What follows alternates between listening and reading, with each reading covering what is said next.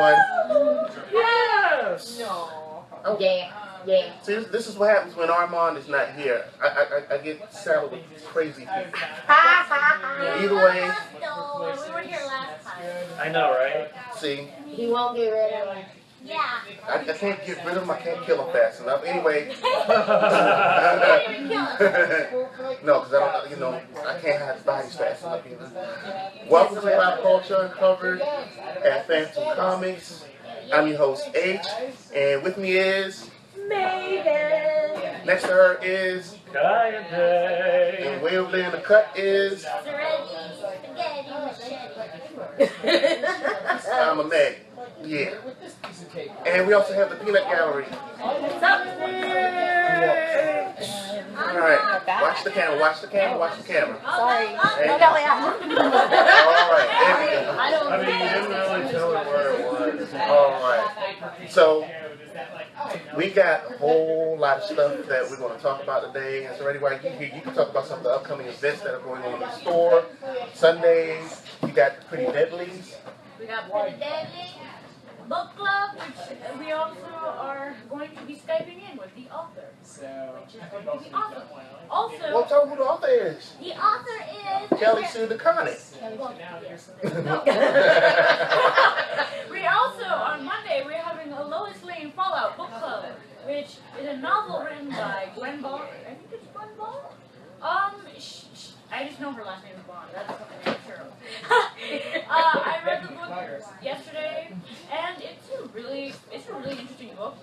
It's about Lois Lane being a teenager and like in high school, but also like reporting on some like creepy kids also bullying. This isn't a Nancy Drew type thing going on, is it? I don't know, but it's interesting. It's not bad. It's not bad writing. It's good. And our book club that's happening on Monday.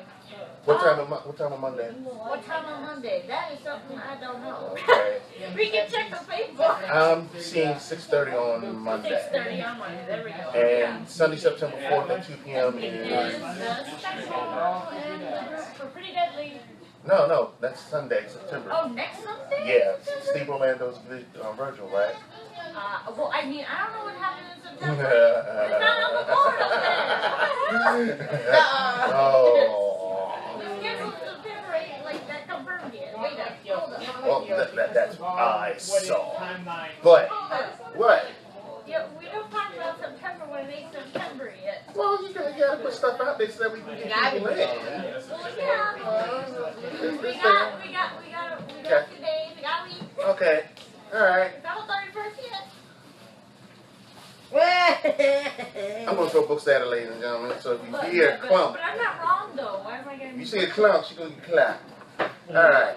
No. So let's talk about some of the pulls for this week. You know, it's another Wednesday, the books are out. So first up, speaking of Pretty Deadlies, we have here Volume 2 of Pretty Deadlies, trade paperback. If you haven't been reading the paper form, you get this nice, pretty paperback with Emma Stone art.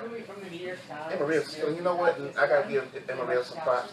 She knows how to draw dreads. I'm just saying, it's not a lot of it's not a lot of creators out there that can do hair. You know, Yeah, that's not well. I'm just saying. Also, we have up another store pick by Rich Tommaso, She-Wolf #3, and one of my picks I would tell you about if I could have bought it today, but it's sold out. Oh, man. Oh. Do you not have full? What? I don't have full list. Well, I'm sorry, it's not here, but you know, hey, I got to store a little closer. Oh. Can't get mad at me. But But hey, you do podcast here. What kind of betrayal is this? as far as I know, I'm still squatting right now. But I'm just saying. What kind of betrayal? Look, she just carried me. Yeah. She just, Just a little bit. But it's chew number 57. Oh. Which means we're getting closer and closer to the eventual end, which I'm really sad about. I'm not happy about that. Yeah. But the author, John Layman, who created the book and who's created all these amazing characters with all these different food powers, are supposed to be coming to Baltimore. And I believe I believe Rob Gilroy is supposed to be coming along with him. So I know I saw him a couple of years ago in New York, and hopefully both of them return because they're awesome. They're awesome and they're funny, and at least this time I get to thank them for their work. I think when I saw them the last time, the book might have only been in like 20 or 30 issues, and that was... Well, that's a lot still. No, that was then. Yeah. You know what I'm saying? Yeah, a lot of comics don't even make it to 20. So I'm Yeah, saying Right. yeah, that's great. yeah. So, and it's been an amazing run on that book. So let's see some other books we want to talk about. My other pick, which is here, is Star Wars number 22. Star Wars.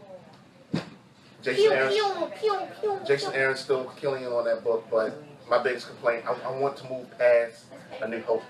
I want to start talking about stuff that happened during the Empire era. I want to talk about stuff during Return of the Jedi era and beyond. What? I mean, I just realized about Star Wars. Donald Glover is going to be playing young Lando. No, he isn't.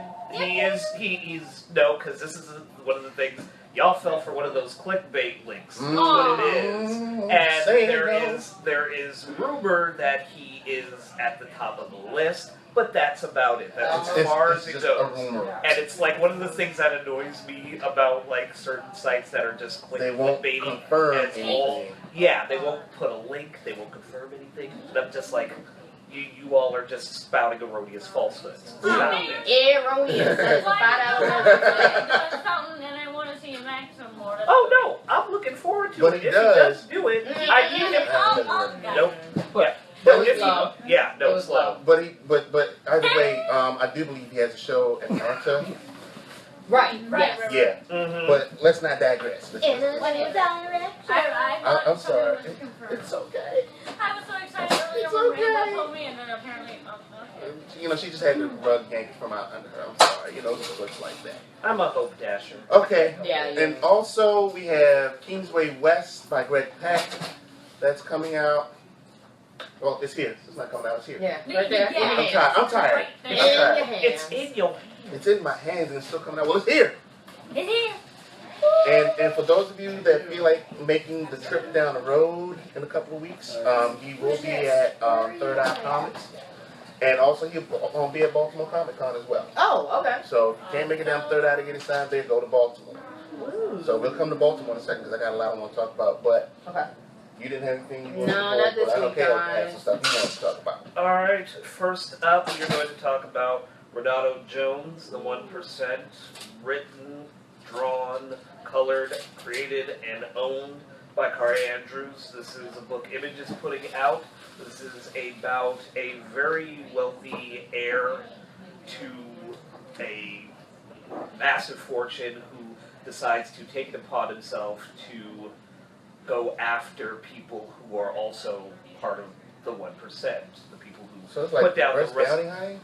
Beg your pardon? It's like reverse bounty hunting or something? Basically, yeah, no. That's what it sounds like. It's basically just going after all the people who are taking advantage of all the wealth in the world and oppressing the majority of the population that is either, you know, lower class or just dirt poor. Right. And it's a really interesting book. We're on issue 4 right now, and the artwork is... Yeah, no, the artwork is fantastic. It's a little, maybe reminiscent of, like, 80s Frank Miller a bit. Yeah. That's some nice stuff. Mm-hmm. So definitely worth picking up. Okay. Number 2 on my pick is Snot Girl by Brian Lee O'Malley and Leslie Holmes. Stop a second. Tell me, because I like Snot Girl, what? Yeah, please. Please tell us about Snot Girl. Snot Girl is this... That just doesn't even sound It's this great little book about a fashion blogger who she, you know, obviously in the world of blogging, your persona is everything. So she puts on this really polished persona for the people who read her blog. But in actuality, she's someone who actually suffers from allergies to pretty much everything. And it's been a big issue in terms of, you know, social interactions and just functioning as a regular human being, which I think a lot of people can relate to. Oh yeah, I All know right. somebody who's allergic to a bunch of things, and she's also a type 1 diabetic. It's horrible for her. Oh, please do tell. Yeah, yeah, like it's one of my friends, Jane. She goes to Go. she goes to school at wait, I should probably not see where she goes. Yeah, let's Probably not. Yeah, no. Well, let's just say her name is. Change the names Yeah. to protect the guilty. What? Guilty. No, but yeah, she was diagnosed with diabetes like at like age 3, and she's because of the fact that when you have type 1 diabetes, your like immune system is down, and that like the younger you get type 1 diabetes, the like I guess basically the worse your immune system is, and like the less that you can stand. So she's basically she's allergic to everything almost. She's like lactose intolerant. She's gluten free. She can't eat some fruits. She can't eat a bunch of like different types of nuts. It's insane. Well, Well, that's not girl. well, she's not allergic to comic books, though, right? No. She Okay. loves DC and Marvel, of course. So we can expect her to come to Baltimore Comic Con in a couple of weeks, all right? Right. Maybe. Okay. Tell her to bring that Ross. So Okay. yeah, Got it. we got a live mic. I did not curse. So anywho, Baltimore Comic Con. Are you going? You going? I'm right? definitely going. I'm going. You going? I'm gonna be there. And you see, I'm a junior in high school. I also don't have much money. So That's not an excuse. yes, it is. I am But taking. get your parents to take me. Exactly. My parents don't like that type of stuff. But No, you're let me here. No, real talk. But first Comic Con I went to was when I was maybe about 19. And I went to Chicago Comic Con, which See, meant I'm I not had 19. to. Yeah, well, you close enough. No, I'm not. Bottom line was, I told my dad I want to go to Comic Con. He was like, "Sure, I'll take you." My parents would say, "Sure, I know, I know." You're Well- not going to get any sympathy from me. Is Yeah. all I'm No. saying. I'm not telling you to give me sympathy. I'm just telling you, don't harp on me for not going. Well, We will. But that's exactly what we're but let me tell her what she's gonna miss though. You got Kevin Yes. Eastman, Teenage Mutant Ninja Turtle thing. He's gonna be there. Haley Atwell is gonna be there. Christian Christian Bale. It's like, No. he's not. Christian Totally. Larry Hodor is gonna be there. Yes. Okay, Ah. Sean Astin's gonna be there. Neil Adams, the Simonsons. I'm kind of sad because George Perez is not going to be there, but there's going to be so much talent. And if any of you out there got a couple of words for Dan DiDio, he's going to be there Friday only. I'm just saying. Cough. Cough. Because, you know, that kind of works out like that. Baltimore Comic Con is entering its 20-something year. They've been around that long. I've seen it grow. Wow. I've seen it. It's humongous. I mean, it's something when you see a show actually go from like a day con to a 2-day con to 3 days where you're actually contemplating, I might need to take some time off from work. Right. And thankfully, it is Labor Day weekend, so I don't have to worry about taking that Monday off. Yeah. Even better. Because that's always like, oh, dang, you know, I already took a half a day off. Do I want to take that Monday or do I want to drag in? I don't have to worry about that, thankfully. And sadly, though, it is the same weekend as Dragon Con, so Oh, that sucks. they're splitting the crowd. And actually, if you take a look on our site, which is popcultureuncovered.com, we actually just reposted an article today regarding Dragon Con and things that you need to know to survive, because Dragon Con is an experience. I have not been yet. I've heard rumors. Yeah, I've heard that it's bananas. Like, Yeah. all the way. That's why you should go. Yeah. It's And kind actu- of ridiculous. And actually, my intent was to go this year. Oh no, we're the same weekend as. Baltimore Comic Con. What kind of marketing skills are that? I don't know. I don't know what's going on. There are so many cons now that all of a sudden decide, yeah, we're going to compete with somebody else and throw it on the same weekend.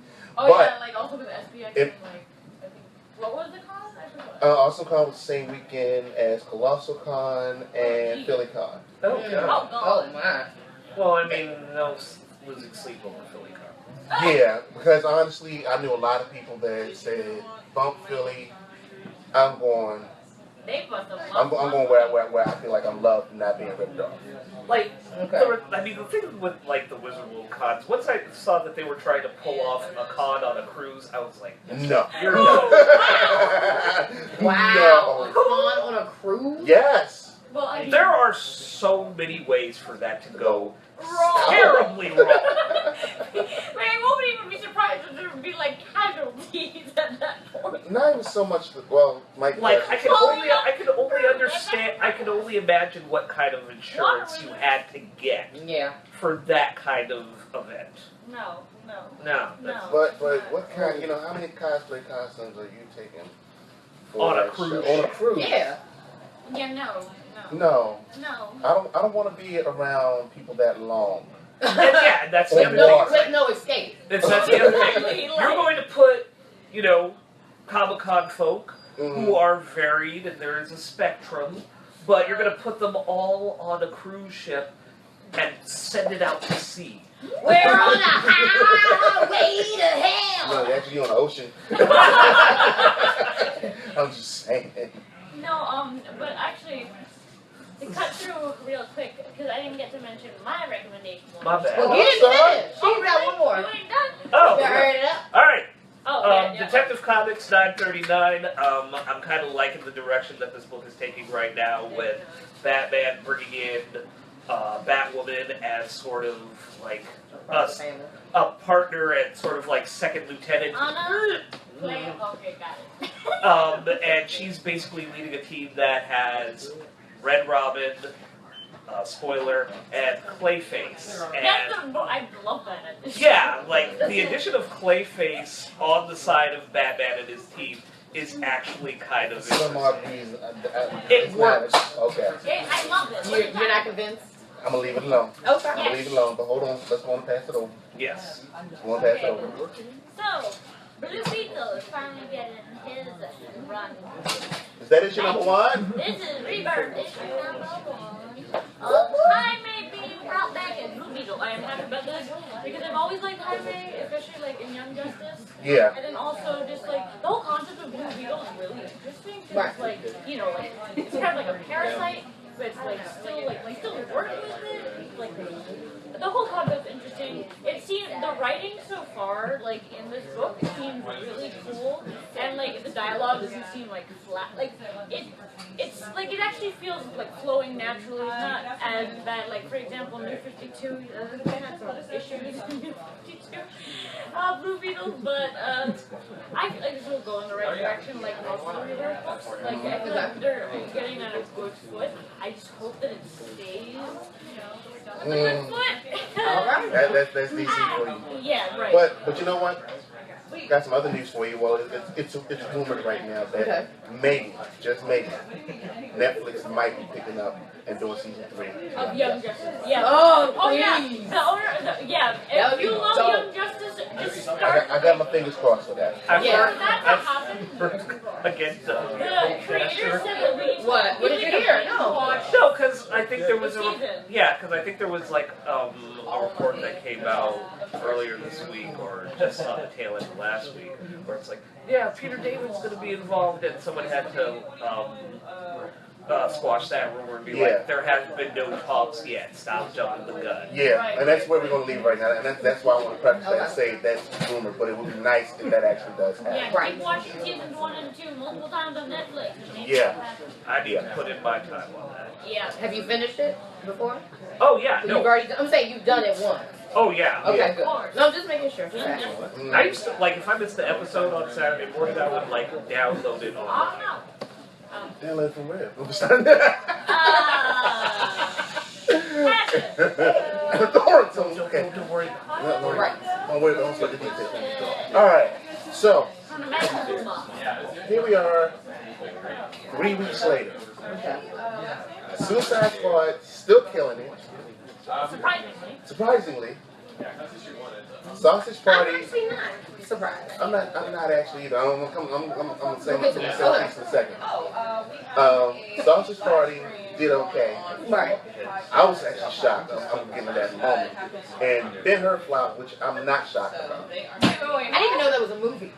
So that tells you what kind of marketing y'all did. I didn't even know that was that. Okay. Ben See, Hur. she laughed. Oh yeah, And she's young. she's a youngin' too, so like Yeah, that that's why. just tells you how bad of a look this is. Yeah. Okay. Yeah, Well, youngins know everything. you know what? I'm gonna say this though. I will agree with the fact that Ben Hur didn't have as much of a marketing push. Not at all. Yeah, I didn't hear him. Like I said, Pretty Do much. you know what Ben Hur is about, though? No. Okay. That's also the. And that I think might be the problem. Okay, it's a couple of things with Ben Hur. One, it is a retelling, not a remake of the 1959 movie, but it is a retelling of the story of, you know, two men who grew up like brothers who pretty much almost killed each other and learned forgiveness under Jesus Christ. That's problem number 2, which I'm going to get to in a second. And then, as I kind of alluded to, the third problem is it being compared to the 1959 classic. Now, mind you, I saw the movie. I liked it for what it was. I'm thankful that it wasn't long and drawn out. But here's the thing. It's one of those movies where I feel like it came along at the wrong time. Because you know, it's one of those movies that's a spectacle. It could, you know, the effects and everything could be on par with Gladiator, because it wasn't a cheap movie. It was not cheap. So they spent all their money on special effects rather than marketing. Oh, no. Well, that's probably what happened. The story was still on point. But again, when you're looking at the fact that, okay, Gladiator came out about what? Almost 20 years. Yeah, pushing 20 years. And I would say like this. 20 years ago, that movie would have been just on borderline, like, okay, this is something that people may want to see. But nowadays, when you're in a climate where a lot of people are anti-religion, or they're atheists, they're agnostic, or sometimes even being considered Christian might get you looked at funny, especially in light of all the crap that's going on nowadays with a lot of extremists. Yeah, I think that's what killed this movie. Really? Yeah, really. So it's like. Have you been reading any of the chatter about it? Oddly enough, there hasn't been much. I mean, that doesn't Well, surprise me. you know what? Here it is. From the people that I told about it, a lot of people are still saying, well, I'm not going to watch it because I like the 1959 version, but I have to keep telling people this is not a remake. Right, it's not that. It's not a remake. It's a retelling. And honestly, there's that fine line between something that's remade versus something that's retold. And mind you, the 59 version actually was a remake or a retelling, because the first movie of Ben Hur came out in 1925 as a silent picture. I mean, that's the thing. That's the thing with like people and their reactions to, you know, too many remakes going on. Yeah. There are a lot of people that. Well, I mean, there are just a lot of people that don't seem to get that Hollywood was kind of built on that. Right. Yeah. Like, But Hollywood was built on adaptations and remade films all the time. Like, I don't think there's as overwhelming a number of movies getting remade compared to maybe, say, 30, 40 years ago. Yeah. But see, not only that, too, here's the other issue, is the fact that, and actually I disagree with you, I'm going to come to that in a second. Okay. The fact that 30 or 40 years ago, you had more people that were into religious stuff.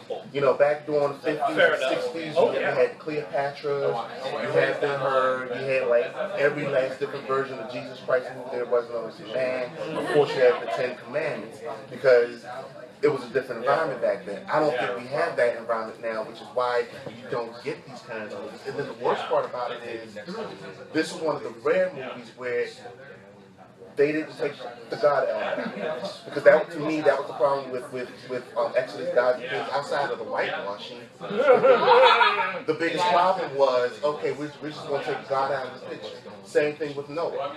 Outside of the whitewashing again, we're just going to take God completely out of the picture, and we're going to give you stone creature. That's nowhere near. Yeah. That's nice. What, like Lord of the Rings stone? Oh, like I was going to see Noah? You got I was? Yes. That's what happened. Yeah, no, I'm not doing that. Yeah, That wasn't going to happen at all, no. And Now, mind you, I'm not going to sit here and tell you all I'm like the most devout Christian in the world, but I remember how these stories were told. I know the basic elements are, I need to have those elements in that movie. Got it. Right, there are certain elements to certain stories that you're going to tell that have to be there. Yeah. Like, and if you're not going to have them, there has to be a damn good reason why they're not there. Yeah. Like, to tell a Batman story, there are certain elements that you have to have. Because it's iconic to the story. With certain Superman stories, there's got to be certain elements that have to be there. Like, a big part of this character is his. Now, it doesn't necessarily have to be Kansas, but it has to be the small town part. That raising, his growth in a small town is so very integral to his character. And it's kind of funny because to go just on a small tangent as far as Man of Steel is concerned, one of the things I liked about them, incorporating the obvious, Jesus metaphors in there, is that they tied it back to his upbringing in Kent. And that was the whole point. Yeah. That's what made Clark Kent who he is his upbringing. And that's what made it work for me. And before we get into it, I know there have been plenty of stories where he hasn't been raised in a small town. Of course, it does make sense. Superman Red Sun. Oh, but the my reason, favorite. but the reason why that works. Exactly. But now that's what I'm saying. That was a part of the story. Like they were saying, when you take that element out of him, who is he really? Yeah. Because he had a lot of issues. For those who don't know, Superman Red Sun is in a nutshell is what if Superman did not crash land in Smallville, he crash landed in the Soviet Union, not even Russia, but the Soviet Union. Yeah. Yes, that's a very important distinction to make. Yes, you're right. So it's how do you look at yourself when you're an agent for Stalin? Right. No, seriously. No, seriously.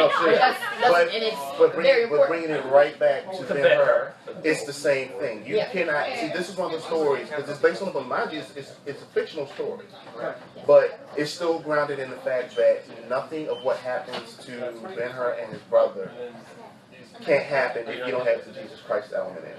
You cannot tell that story without that element in there. And like I said, I was thankful that they had it in there, but as I was watching this film, I said, see, this is what's going to keep a lot of people away. So yeah, it came out, it hit number 5, but it just barely, I think, cleared 20,000 in the first weekend. It's 100,000. You mean 20 million? 20 million, excuse me. I was like 20,000. Good Lord, that's 20 million, and it's $100 million movie. Yeah. Like I said, it wasn't cheap. They didn't go cheap on it. Yeah. That's a big problem. That's not good. That's not good. But let's bring this. Let's throw this on the other side. So, why is Suicide Squad still doing so well? Suicide Squad is doing very well, I think. Its marketing is completely on point. If you notice, even the soundtrack. I was going to say, I think the soundtrack for the movie has actually been #1 on the Billboard for as many weeks as the movie's been #1 on the box office. Yeah. And so I mean, you kind of have a good intersection of maybe. You have a good intersection of casual comic book fans and just young people that are kind of into the culture that they the sort of mixture of youth cultures that are kind of presented through the film and through the soundtrack.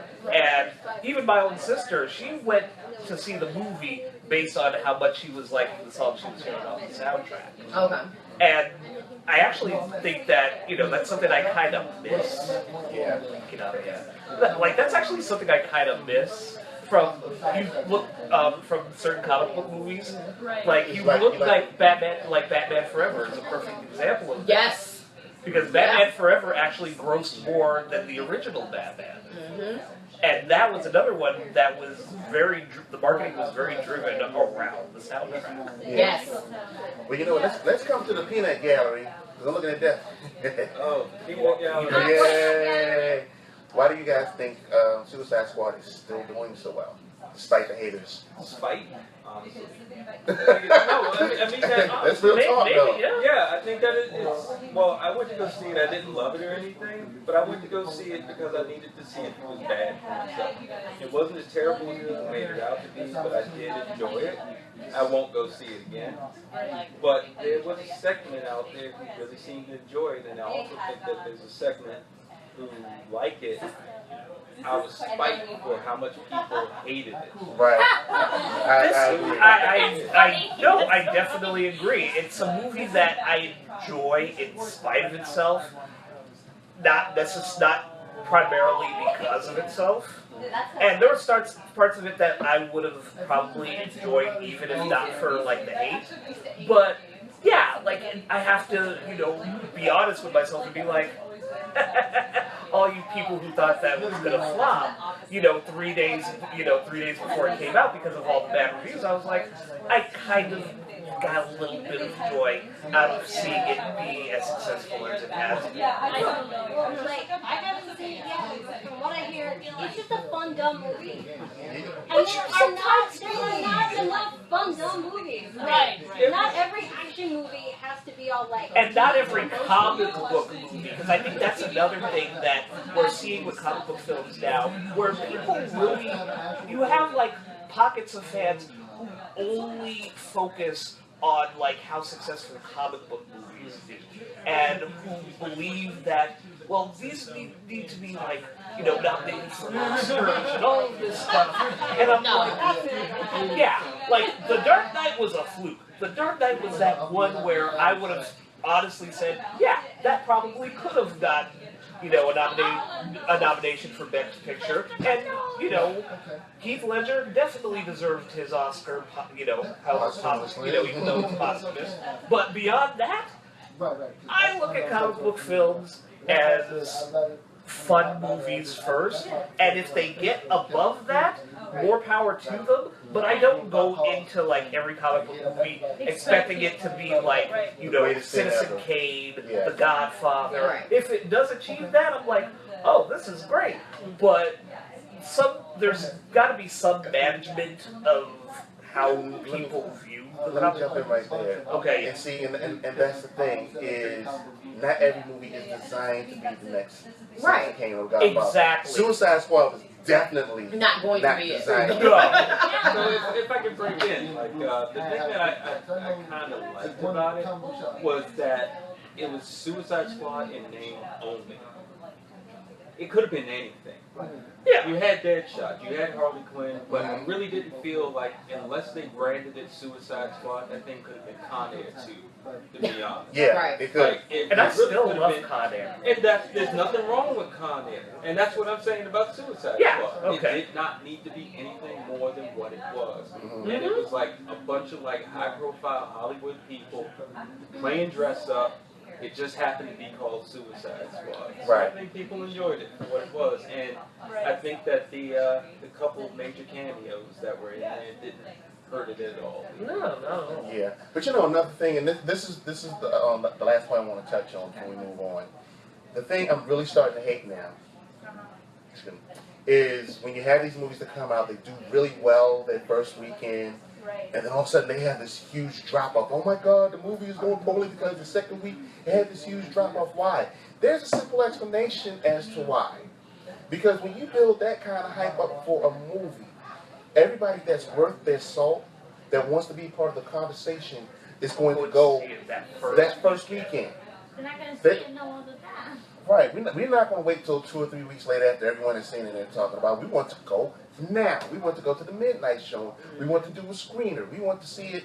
We want to see it the day before it releases. We want to see it. If I can't make it at that time, I'm going to get my butt up early on Saturday morning or Sunday morning. I'm going to go to the first showing because I don't want no one spoil it for me come Monday. Everybody that has gone to go see it has gone to see it that first week. If it drops off, which sometimes the drop-offs ain't bad. If the movie's made its money back that first weekend, that drop-off ain't all that bad. Exactly. Not every movie's going to be Star Wars. And this is another one where, where it's still killing it overseas. Right. Exactly, yeah. And that's where, all these movies, that's where all these movies are making their money now. Mhm. It used to be of time when, you know, it was really important to get those domestic box office numbers up, and it's still important. Right. But now, as many times as I've gone to see a movie where I've seen either a Chinese or a Middle Eastern production logo before it, or sometimes both, you know where they're trying to get that money. Mm-hmm. And that was another thing that's helping out Suicide Squad, is just everyone else around the world, even without China, this is still doing, you know, pretty big numbers. Right.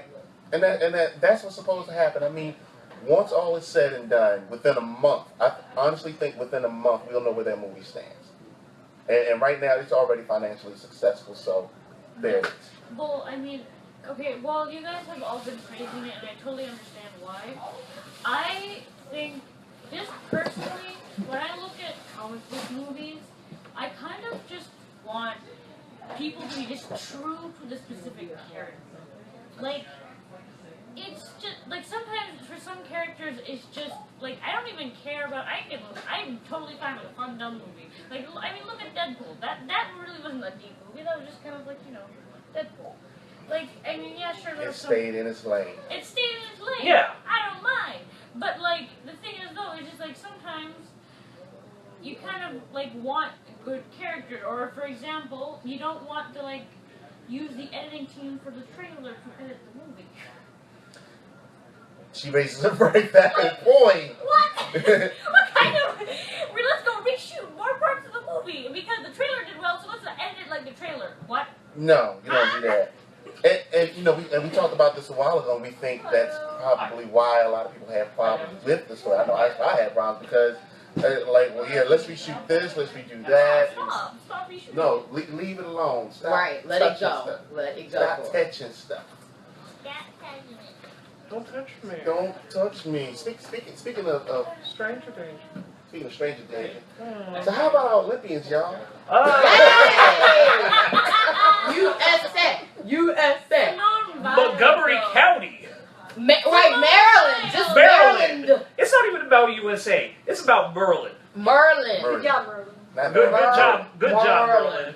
But you know what? Michael Phelps is a merman, by the way. Literally. Yes, half man, half fish. But Bradley Whitford would approve. But his boy Ryan Lochte though. Yo, I hope you're watching this, Brian Lochte. I hope you do watch this, and I'm gonna say fuck. I am so happy you have Yes, watched this sponsorship. Yes, and not suitable for work. Kids gotta listen Not to this. suitable for work. Sick of the Kids gotta children. listen to this. We should have known. I swear. We knew 4 years ago he was crazy and an idiot.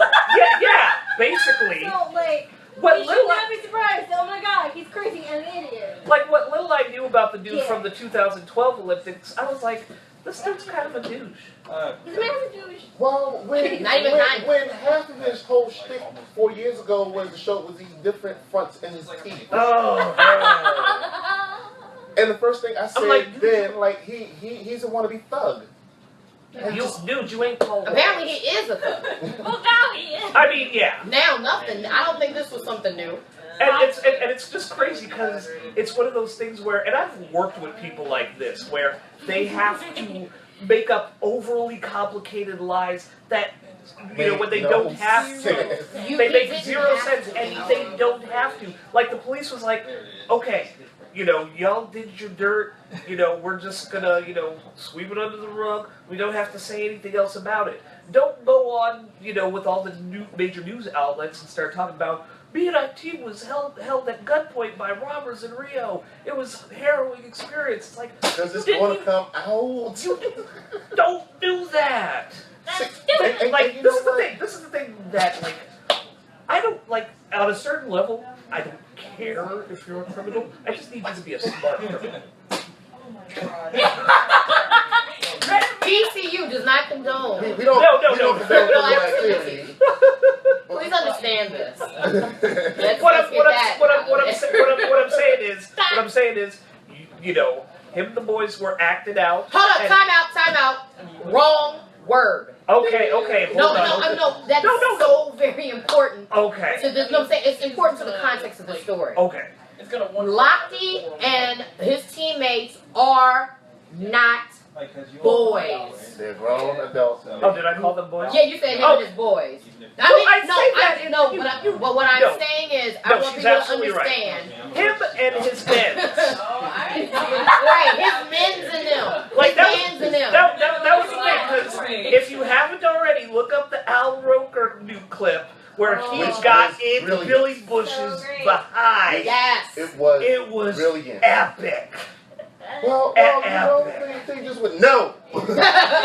And every time he was just stirring his, every time Billy Bush said something, and Al Roker just starts stirring his mojito, I was like, oh, man. He's gonna stick on that straw eventually. Oh man. But see, the killer. But no, it is important. I wasn't attacking you. I just wanted to. That was a good. No, because people. What makes me so angry? Well, actually, I don't even get angry anymore. I do just. It's frustrating. Because it's one of those things when it first came out, I said, if this is true, then they simply went to parts of Brazil they had no business going to. Boom. Yeah. Right. Because they tell you, especially as an athlete, before you leave, this is where you go. Right. This is where you don't go. This is who you hang with. This is who you don't hang with. This is what you do, because see, it's the same rule like when you go out the house and mama tells you. Right. Like Don't go don't acting it. up. Yeah, like you know the rules, you know the consequences. So don't be surprised to get those consequences. It's like when your mama takes you to the grocery store and she tell you don't touch nothing, don't leave my side, or else. And you know what that means. It is And it's that very same thing. They had no business. Trying to lie. Because it's it's safety issues. It's just a lot of things. And that was the first step, like, because soon as they said it, like, what were you doing where you were anyway that you got robbed? Yeah. Right. Oh, wait a minute, it's not true. I was like, oh. But okay, here's the question I want to ask everybody. Because my answer is probably going to be different. Do you think he should have to give up his medals? No, I don't think that has nothing to do with his performance. I don't think. There's a morality thing, but I don't think that has to do with his performance. Okay, then it's going to be the same. Okay. Okay. Yeah. No, I would. Yeah. Like I would never say that. Him losing all his endorsements, though. Yeah. I'm good for Good that. job. I'm good for that. That gets the biggest Kanye shrug from me ever. Yeah, because one of my co-workers, that's all he's about. Man, well, he shouldn't win, and if you're gonna lie about it, I'm like, why should he take away his medals? No, those are It's not like it's right. It's You not might like, have to hop them joints. Right. right. If It's the not money like ain't coming in. exactly. What happened to him happened on his own time. Right. That's not the same thing. Right. It's not like he got caught juicing or anything like that. That's when. Yeah. And this is why I get upset sometimes when you look at sports like the NFL and the MLB and things like that, when they punish players for stuff they do off the field. That has nothing to do with, but wait, we can't. Okay, no bad. We can't punish Tom Brady though. I'm not talking about Tom Brady. Excuse me. Man. Anywho. We not. Man. Taboo. He's still being But- punished, oh, though, right? and Like, this was Right. they're like, they're He's not being making him lose his wins, but he lost all of his endorsements. Yeah. Right, which is that's Yeah. They put him in his pocket. Yeah, and that's basically Where it what should've happens when some Major League Baseball player is like, you're going to get fined, we're going to hit you in your pocket, we're going to make sure it's the same. But the thing is, We I don't know want about. your money. Right. I don't know. The only thing is, I don't know in depth about sport, like swimming, at least in the Olympics. Because there are a lot of professional sports that have morality clauses in them, and that's a And I think condition football of you is one of competing. That's why when people were like, "Well, you can't," if you have a regular job and you get caught doing something, you don't get fired from your job. But it's not a regular job. Some professional sports have morality clauses. It's an in them. image that you have to uphold. Because remember, even when Michael Phelps got caught smoking weed a couple of years back. That was a big thing. He was Yeah. suspended for a while. Yeah. Because of that. Apparently, fish need weed. Gilly weed. It's like obviously that was the only performance Seaweed enhancing. weed. It was the only performance enhancing drug he is taking. Some of y'all been smoking weed and still can't something like that. Oh. We don't endorse weed smoking. PCU does not endorse illicit drug use. But I mean. Let me stop. All right. Let me stop. So moving right along. Yes. Last Thursday was the last night for Larry Wilmore on the Nightly Show. I'm going to be honest with you guys, I wasn't exactly sad. I wasn't exactly surprised. Yeah. But, dang, brother just can't keep shows, can we? We cannot keep a talk show to say 5 I mean, Trevor Noah is still going strong. I think that's. I don't know about the strong part, he's going though, but. They're going to keep that around because that is like. Whereas Larry Wilmore's show was kind of a replacement to the Colbert Report. Obviously, It wasn't following the same vein as like the Daily Show, where Jon Stewart wasn't the original host of the Daily Show. He came on after Craig Kilborn. I think so, yeah. Yeah, Right. He was the one that hit it out the park. Yeah. and he was the one, who took the show, ran with it, and you had like 15 years on that show to really be like, okay, this is my show. So now And find your stride. Yeah. Right. So now, and that's one of the things where I feel like certain people may not be giving Trevor Noah the same chance to find his stride if it's taking a little longer. I don't know how long it took Stewart to get to the point where people were like, okay, this guy is the guy. Yeah. Because I don't think at the very onset of him joining, I Stewart? think there was some time, that people had to get used to him and he had to find his niche. You know what I think turned the tide for him, though? What? That Crossfire with Tucker Carlson. Yeah. When he appeared on Crossfire with Tucker Carlson and the other guy, whose name I don't care to remember, when they brought him on thinking he was just going to be like the tell some jokes guy, and He was actually smart. and he was very critical of Fox News. He had very strong views about it, and he had well thought out views, and they weren't prepared for that. Right. And he just spent like the whole segment he was on roasting them. And once that happened, that's when Daily Show's profile, I think, for me, really kind of skyrocketed. So that was probably a couple of years into his into his career. But bringing it back to Larry Wilmore, I mean, he's been around for a while. He's done a lot of things. What other shows? Because it's on the tip of my tongue. Because he's producing another show. I want to say I think he's co-producing Blackish or something, isn't it? I think some of his staff.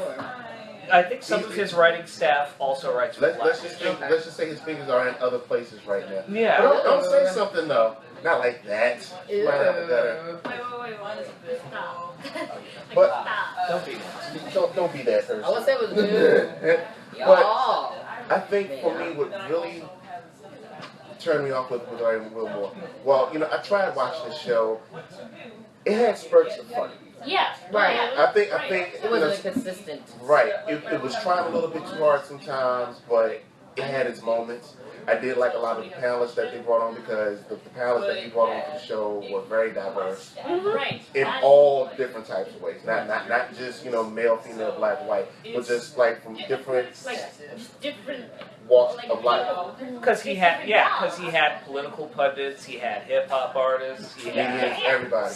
celebrities, he had comedians, he had YouTube stars. Yeah, but I think where it all went wrong, that correspondence dinner. Yeah.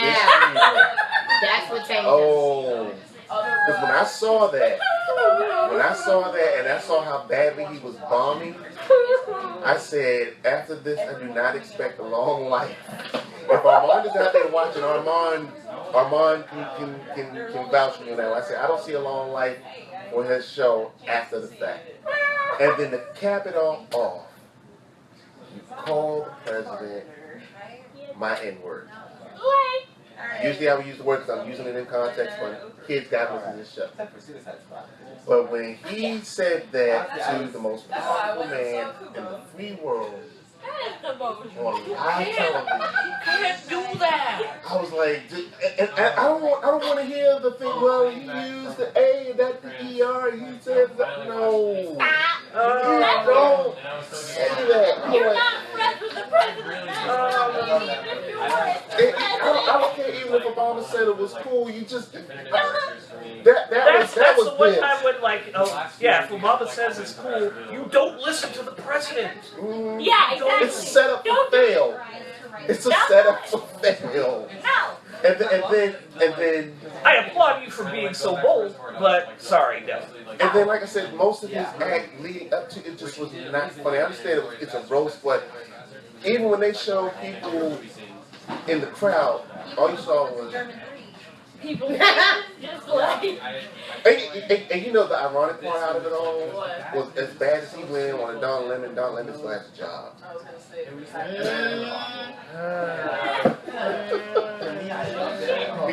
He still has a job telling regular news. So somewhere out there, Don Lemon and Blitzwolf are happening at this time.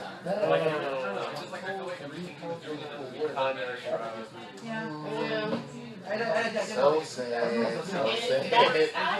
I mean, for me, like, I can't front like I was watching the show religiously and was pulling for I mean, but I wasn't before you. It was just one of those things where I didn't. Yeah, like for me, the only time I watched political shows like that regularly was when I used to write for a political website. That was about it. I would watch the clips if enough people were sharing them and saying, "Yeah, you gotta read them."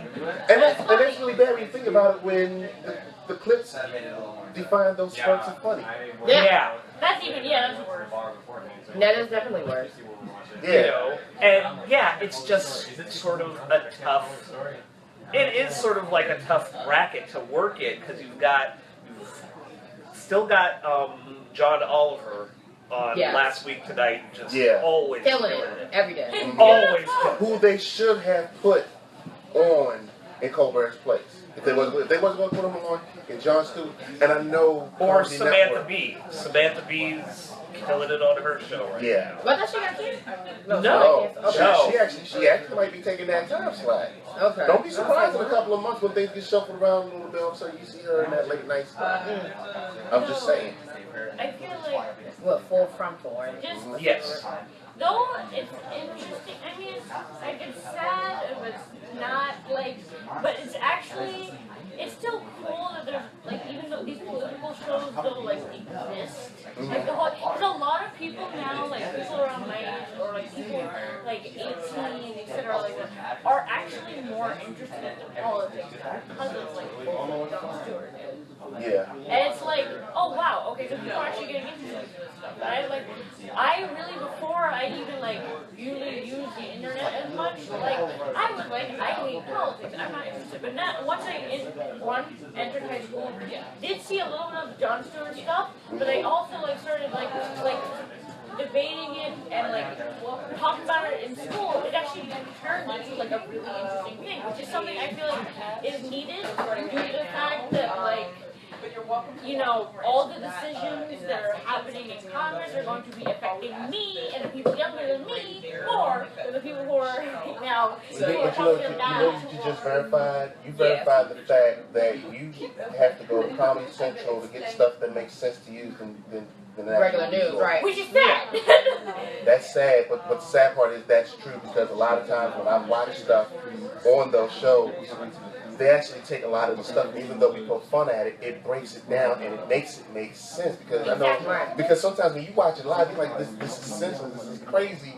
Until you see Jon Stewart go in and he gives you play-by-play, and you sit there like, and you right along with him like, what? Right. What? In the national news, it's a gift and a curse when you have to have that neutrality that is supposed to be in journalism.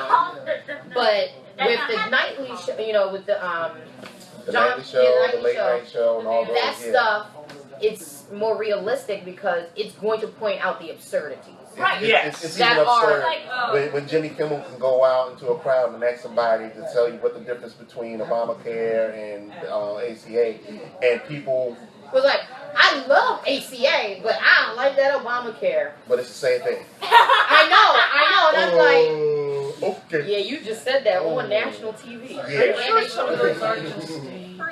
I want to believe they're staged because, like, I feel like at a certain point I have to question whether you were born that stupid or if you took less. But you also forget that Trump is a viable president. Yeah. The sad part is the reason why I know most of those have to be real because I've had conversations with people like this. Oh! Okay. Like, no. When you have people that sit up there and will try to tell you, well, yeah, you know, they try to take away guns.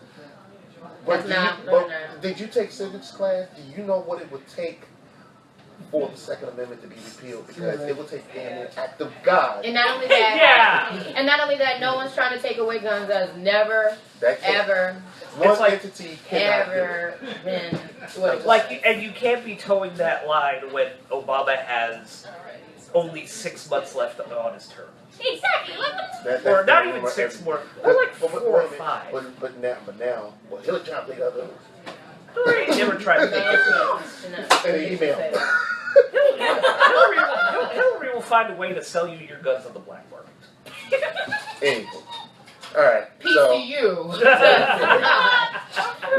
Anyway. Does not engage in espionage. None of No. that.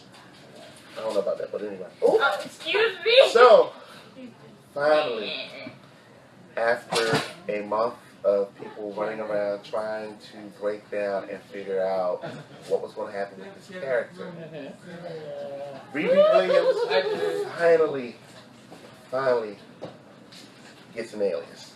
And it's not Iron Maiden. Oh, thank you. Thank you. Iron Woman. Like people were worried about. No. People were trying to break down Iron Man. Well, how's she going to be Iron Man? Iron Man? No. And you know, the sad part is this came from so-called hardcore geeks, which I had to keep constantly telling them. It's like, it's an announcement that she's going to be in the armor. We don't know, which more than likely she will, but we don't know what the final armor is going to look like. We don't know what the name is going to be. We don't know a lot of things. Now we know.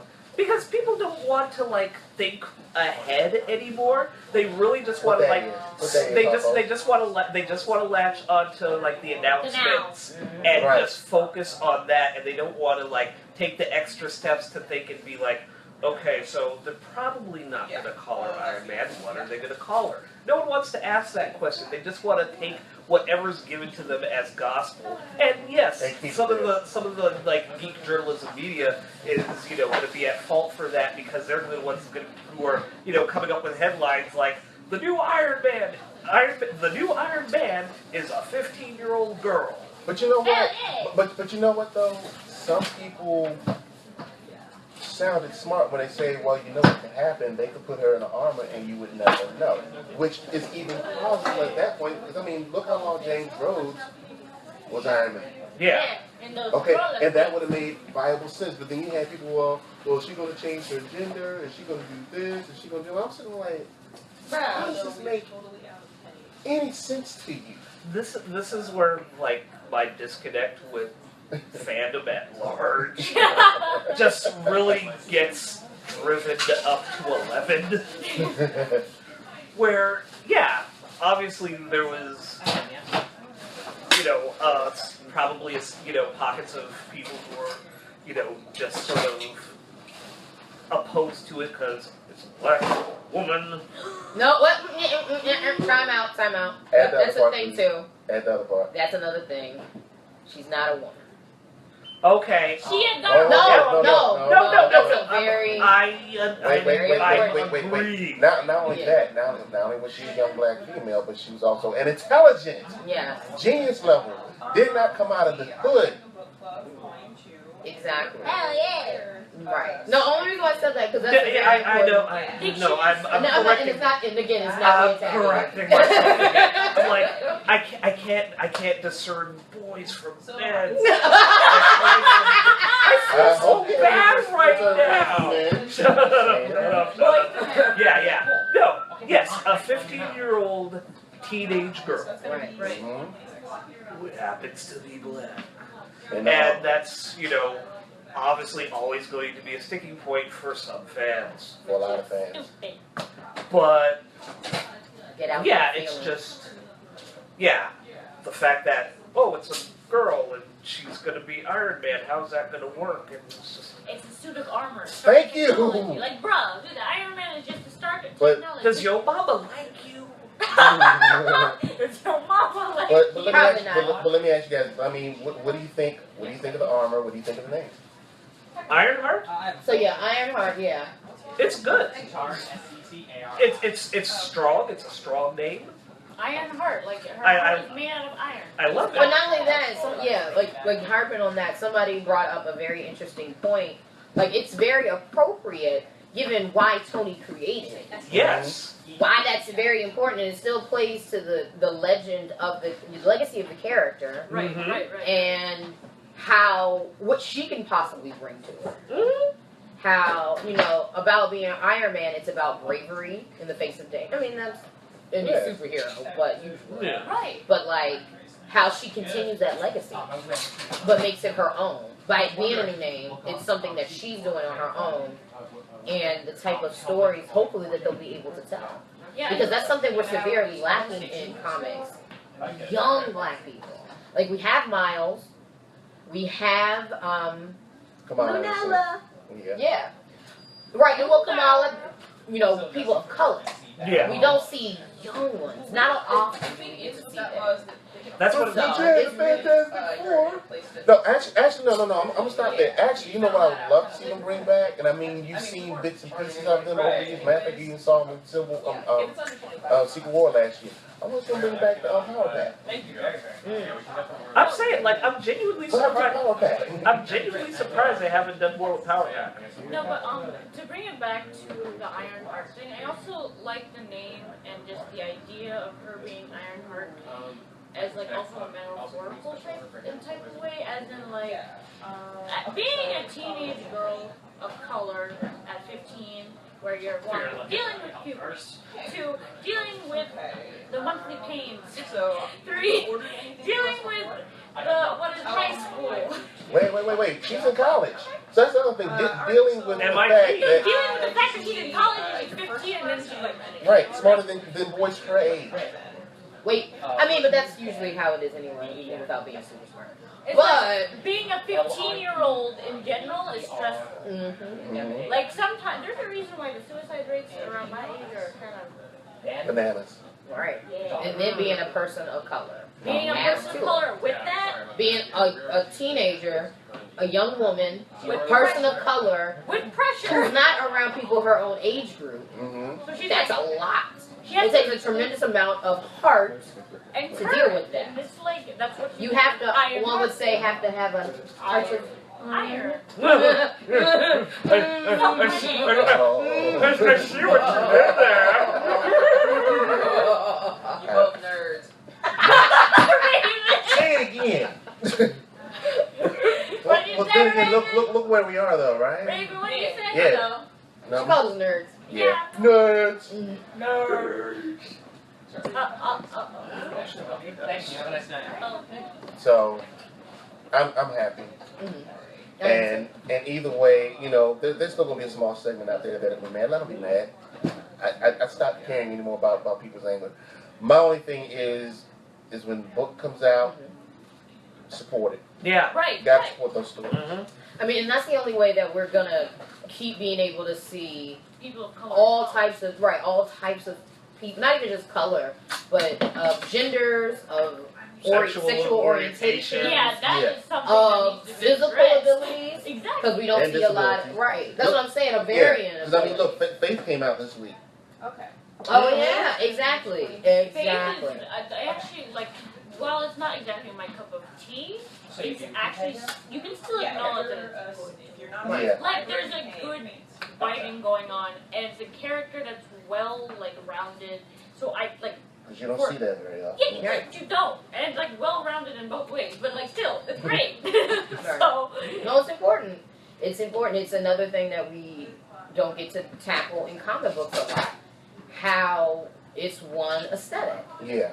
Because I get so sick and tired of people saying, well, it's not the comic book I grew up on. I said it so before. what? Exactly. But Go your and comic book read. that you grew up on wasn't perfect. Exactly, like Go, and it's definitely not perfect now. Go read them. Right. read it's it. just I it's mean, a genre. It's not really right. And then not only that, like for media. just talking about like comic book, like even just to touch on what comic book covers, how women are depicted on them, Oh yeah. and how not even but 10 years ago how it was the standard. How was even worse then. Yeah. You How know. and that's But see, what I love. but see, the funny thing is now, you know, because we have the avenues that we have, at least now people can speak out on stuff like that. Because years ago, Right. So- They were fell on deaf ears. yeah, and those covers would have ran, they would have made millions of dollars and things like that. But yeah, you go around, you do that Yeah, Spider Woman like cover. Greg Rucka. It happened In the very cover. No, I'm thinking about that Milo cover that came out a couple of years ago with Spider Woman and the butt all up in there, and how much craziness that created. And it's sad, but that's the thing. It's like, you know, times have to change, and people have to learn how to change with them. So Right. a lot of these people out here who don't like where comic books are going, I keep saying it all the time, is the fact It's not that for you anymore then, if that's the case. if that's the case, but comic books have always been about change. That is the biggest constant anyway. Right. You know, the first big gimmick was Superman. Because if Superman never came about, we would still be reading comics as they were back in the 20s Right. and 30s. Or you would have been getting the funny books, the pep comics, things of that sort. They took a chance. Them funny book boys. So, on that point, we're going to wrap the show up. I want to thank everybody that came over here tonight. And we will be at Baltimore Comic Con in a couple of weeks. We got a couple panels that we're going to do. We're going to have a diversity in geekdom panel. We're also going to have a DIY cosplay panel. And But you're not going to be there. for those of you that are cosplaying, I know a little something about the cosplay contest. Doesn't he kind of look So, like a certain character? oh no. I know a lot. I know some things, I know some things. Oh, you know something? And all I can tell you cosplayers out there that are going to be in attendance and at the contest, bring your A game. Because if you don't, I don't know. On that note, catch us at popcultureuncovered.com. That's our website. Also, catch us on Twitter and Instagram at PCUncovered. Follow us on Tumblr at popcultureuncovered as well, all one word. And that's pretty much it. Where can they find you? You can find me in the trap. It's like, no, you can't. Hey, you took off the glasses, slap them down. PCU does not engage in Doing disclaimer. illicit drugs. Like, yeah, like, we have an official count of how many disclaimers. All right, come on, y'all. All right. No, you can actually find me on Twitter at Brown Sugar Magic. Okay, where can they find you now? You can find me on Twitter and Instagram at KenKRK. Yeah, I'm on Twitter. I mean, I'm on Instagram too, but like that's just like Okay. plant pictures Plant picture. that I took at the potato garden. Okay, I'm gonna be on SarahtyYG both on Twitter and on Instagram, and to spell it SarahTyYG on both Twitter and Instagram. All right, and on that note, we are out. Say goodnight, everybody. Good night, everybody. What did I do, Lord?